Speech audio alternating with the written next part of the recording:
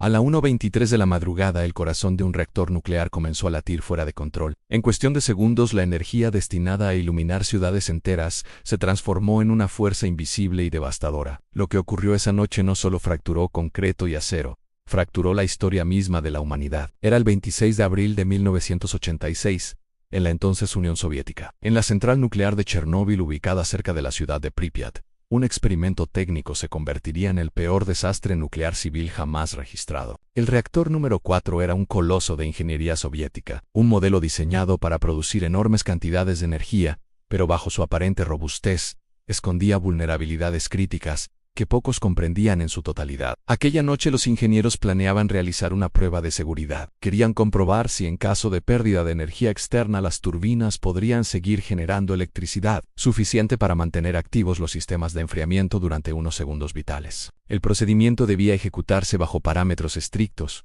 Sin embargo, retrasos operativos durante el día alteraron la programación. El reactor permaneció funcionando a baja potencia durante horas, una condición inestable para ese diseño específico. La potencia descendió más de lo previsto. Intentando estabilizarla, los operadores retiraron demasiadas barras de control, elementos esenciales para absorber neutrones y regular la reacción nuclear.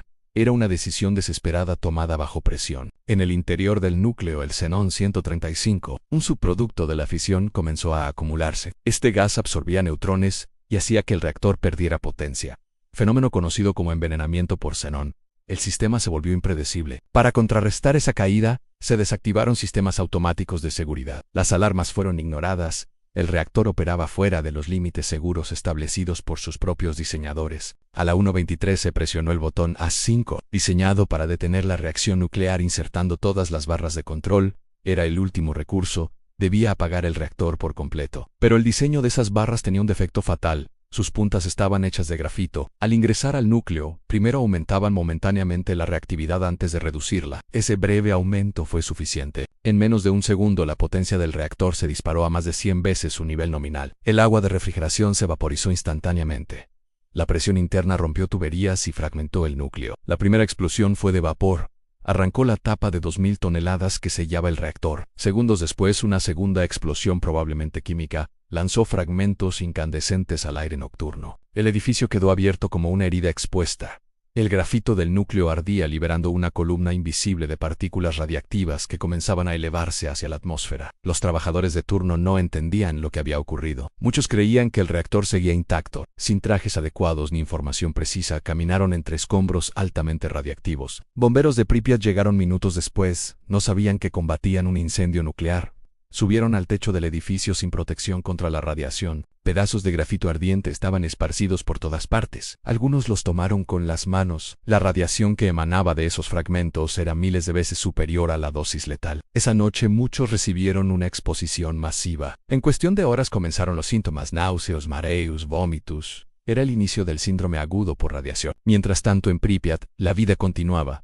La ciudad, construida para albergar a los trabajadores de la planta, dormía sin saber que una nube radiactiva flotaba sobre sus hogares. Los sensores en otras instalaciones comenzaron a detectar niveles anormales. Sin embargo, la información se manejaba con hermetismo. El silencio oficial era tan denso como el humo que salía del reactor. Al amanecer, un resplandor azul se elevaba sobre el edificio destruido. Era la ionización del aire, una señal de que algo extraordinariamente peligroso estaba ocurriendo, pero la verdadera magnitud del desastre apenas comenzaba a revelarse. Durante las primeras horas del 26 de abril, la ciudad de Pripyat seguía su rutina. Niños jugaban en los parques, parejas paseaban junto al río. Nadie imaginaba que la radiación ya se infiltraba en cada rincón invisible, silenciosa, letal. En el hospital local, los primeros bomberos comenzaron a llegar, sus rostros enrojecidos, la piel quemada por algo que no parecía fuego. Los médicos trataban síntomas que no comprendían del todo. Las autoridades soviéticas tardaron en reaccionar.